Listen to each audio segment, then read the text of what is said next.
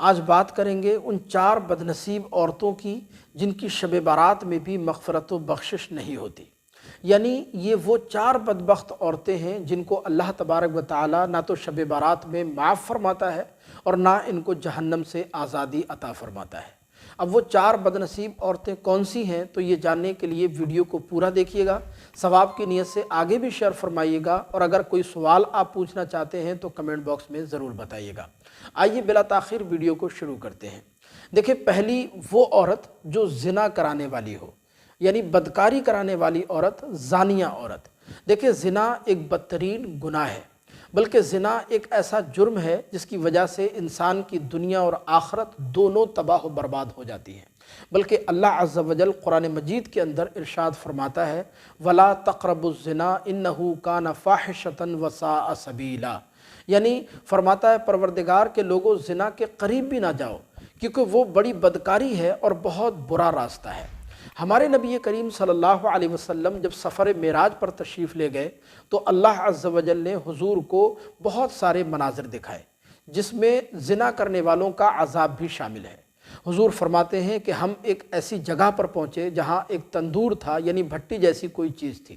جو اوپر سے تنگ تھی اور نیچے سے بڑی چوڑی تھی، اس میں بڑی تیز و تند آگ روشن تھی۔ حضور فرماتے ہیں اس میں ننگے مرد اور ننگی عورتیں ہیں اور وہ آگ میں جل رہے ہیں، ان کی شرمگاہوں سے آگ کے شعلے نکل رہے ہیں، اور جب آگ بھڑکتی ہے تو آگ کے شعلوں کے ساتھ وہ اس بھٹی کے دہانے پر منہ پر آ جاتے ہیں، اور جب آگ کم ہوتی تھی تو وہ نیچے گر جاتے تھے۔ سرکار فرماتے ہیں یہ عمل جاری و ساری ہے۔ میں نے پوچھا کہ یہ کون لوگ ہیں جن کو اتنی بھیانک سزا دی جا رہی ہے؟ تو بتایا گیا کہ یہ وہ لوگ ہیں جو دنیا میں زنا کیا کرتے تھے، یعنی یہ وہ مرد ہیں جو زنا کیا کرتے تھے، یہ وہ عورتیں ہیں جو زنا کرایا کرتی تھی۔ لہٰذا زنا ایک بدترین گناہ ہے۔ تو فرمایا کہ زنا کرنے والے مرد یا زنا کرانے والی عورتیں، ان کی بھی شب بارات میں مغفرت و بخشش نہیں ہوتی، اللہ تبارک و تعالیٰ ان کو معاف نہیں فرماتا۔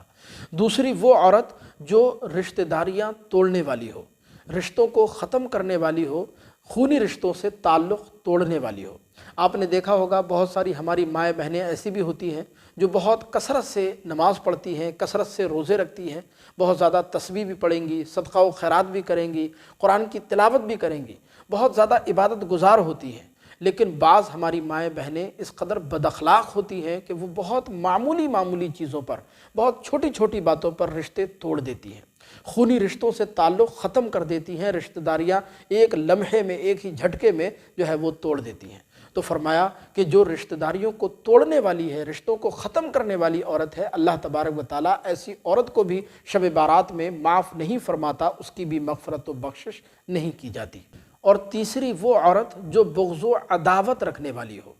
دشمنی پالنے والی ہو، لڑائی جھگڑا کرنے والی ہو، بغض و حسد رکھنے والی ہو۔ دیکھیں، حسد ایک بہت بری بیماری ہے، بلکہ اللہ کے رسول صلی اللہ علیہ وسلم ارشاد فرماتے ہیں کہ لوگوں حسد سے دور رہو، کیونکہ یہ انسان کی نیکیوں کو ایسے تباہ و برباد کر دیتا ہے جیسے تیز و تند آگ خشک لکڑی کو جلا کر خاکستر بنا دیتی ہے اور اس کا وجود مٹا دیتی ہے، ٹھیک اسی طرح حسد انسان کی بڑی بڑی نیکیوں کو تباہ و برباد کر دیتا ہے۔ تو فرمایا بغض و عداوت رکھنے والی، حسد رکھنے والی، دشمنی پالنے والی، لڑائی جھگڑا کرنے والی عورت بھی شب بارات میں نہیں بخشی جاتی، اللہ تبارک و تعالیٰ اس کو جہنم سے آزادی عطا نہیں فرماتا ہے۔ فرمایا چوتھی وہ عورت جو مشرکہ ہو، یعنی اللہ تبارک و تعالیٰ کے ساتھ کسی کو شریک ٹھہرائے، اللہ کی عبادت میں کسی کو شریک ٹھہرائے۔ حضرت عبداللہ ابن مسعود رضی اللہ تعالیٰ عنہ سے روایت ہے کہ ایک شخص سرکار مدینہ صلی اللہ علیہ وسلم کی بارگاہ میں حاضر ہوا اور اس نے عرض کی یا رسول اللہ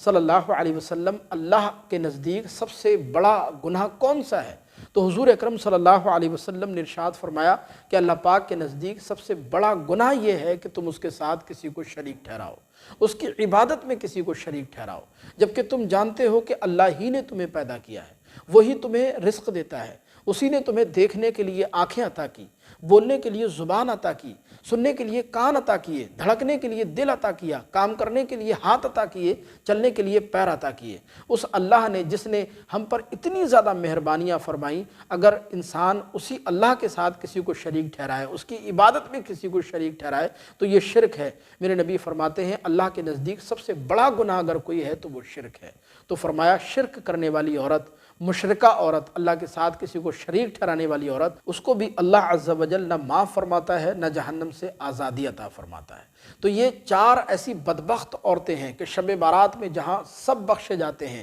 حضور فرماتے ہیں کہ قبیلہ بنو کلب کی بکریوں کے جسموں پر جتنے بال ہیں ان بالوں کی تعداد سے بھی زیادہ اللہ تبارک و تعالیٰ لوگوں کی مغفرت و بخشش فرماتا ہے۔ لیکن یہ وہ 4 بدبخت عورتیں ہیں، یہ وہ 4 بدنصیب عورتیں ہیں کہ شب بارات میں اس وقت تک یہ ان کو معافی نہیں ملتی، اس وقت تک اللہ تبارک و تعالیٰ ان کو جہنم سے آزادی عطا نہیں فرماتا جب تک یہ اللہ کی بارگاہ میں سچے من سے، سچے دل سے توبہ و استغفار نہ کر لیں اور اپنے جرموں پر نادم اور شرمندہ نہ ہو جائیں اور آئندہ کے لیے وہ گناہ چھوڑنے کا پختہ اور مضبوط ارادہ نہ کر لیں، اس وقت تک ان کو نہیں بخشا جاتا۔ تو شب بارات ایک عظیم ترین رات ہے۔ میرا مشورہ یہ ہے کہ شب بارات آنے سے پہلے آپ اللہ کی بارگاہ میں سچے دل سے توبہ استغفار کریں، اپنے اللہ کو راضی کرنے کی کوشش کریں، اپنے گناہوں کی معافی تلافی اللہ کی بارگاہ میں کریں تاکہ شب بارات کے فیض و برکات، اس کا فیضان ہمیں اور آپ کو نصیب ہو سکے۔ اللہ تبارک و تعالیٰ کی بارگاہ میں دعا ہے اللہ پاک ہم سب پر شب بارات کی برکتیں نازل فرمائے اور شب بارات کے فیض و برکات ہم سب کو عطا فرمائے۔